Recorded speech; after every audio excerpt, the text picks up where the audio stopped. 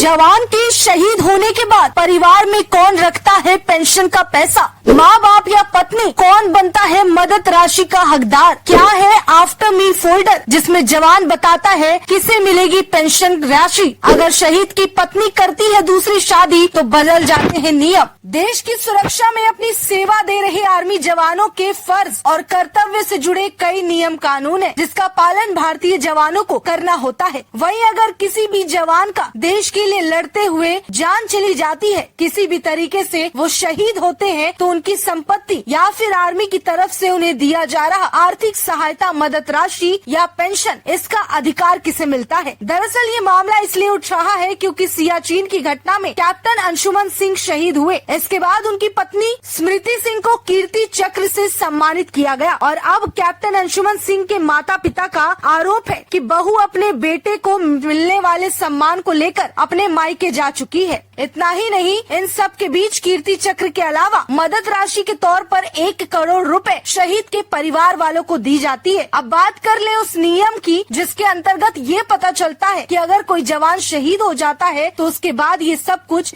किसके हिस्से जाएगा और इसका असली हकदार कौन होगा। दरअसल शहीद अंशुमन के मामले में ऐसा ही हुआ है, जहां सेना से जुड़े सूत्रों के मुताबिक 1 करोड़ AGIF यानी कि आर्मी ग्रुप इंश्योरेंस फंड से 50-50 लाख रुपए उनकी मां और पत्नी को बराबर मिला है। इसके साथ ही DSOPF defence service officer provident fund जो सैनिक जमा करता है वो पत्नी को मिल गया। वहीं इस बात की जानकारी भी आ रही है कि राज्य सरकार की तरफ से दिए गए 50 लाख रुपए में से 15 लाख उनकी मां को और 35 लाख रुपए पत्नी को मिले हैं। इसके अलावा पत्नी को ऑर्डिनरी पेंशन मिलना शुरू हो गया। वहीं बैटल कैजुअलिटी के मामले में पहले कोर्ट ऑफ इंक्वायरी होती है और जांच पूरी होने के बाद लिबरलाइज पेंशन, पूरी लास्ट ड्रोन सैलरी मिलना शुरू होती है। जब सेना में कोई भी अफसर या जवान भर्ती होता है तो उन्हें एडजुटेंट जनरल ब्रांच की तरफ से एक बुकलेट दिया जाता है। उसके ऊपर लिखा होता है आफ्टर मी फोल्डर, यानी कि अगर सेना के जवान या अफसर शहीद होते हैं उसके बाद उन्हें मिलने वाली राशि, पेंशन और बाकी सुविधा परिवार के किन सदस्यों को कैसे मिलेगी। इस फॉर्म के पहले पन्ने पर